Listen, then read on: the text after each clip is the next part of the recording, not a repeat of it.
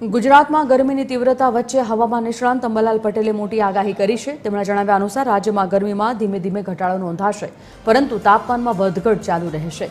ઉત્તર ગુજરાતમાં પારો 42 ડિગ્રી અને કેટલાક ભાગોમાં 43 ડિગ્રી સુધી જઈ શકે છે, જ્યારે સૌરાષ્ટ્રના દરિયાકાંઠાના વિસ્તારોમાં તાપમાન પ્રમાણમાં ઓછું રહેશે।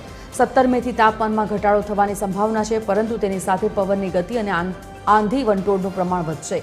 22 મે બાદ અરબી સમુદ્ર વધુ સક્રિય થતા 26 મે સુધીમાં ચક્રવાત બનવાની પ્રબળ શક્યતા છે। મુંબઈમાં 23 મે સુધીમાં પ્રી મોન્સૂન વરસાદ શરૂ થઈ જશે। અંબાલાલ પટેલે ઉમેર્યું કે રોહિણી નક્ષત્રની શરૂઆતમાં વરસાદ થઈ શકે છે અને આ વર્ષે સમગ્ર ચોમાસામાં વરસાદ ઘણો સારો રહેશે।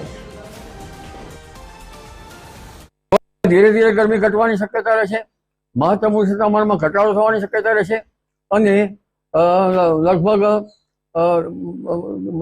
મધ્ય ગુજરાતના ભાગોમાં 42-43 ડિગ્રી સેલ્સિયસથી પણ મહત્તમ ઉષ્ણ તાપમાન ઘટશે।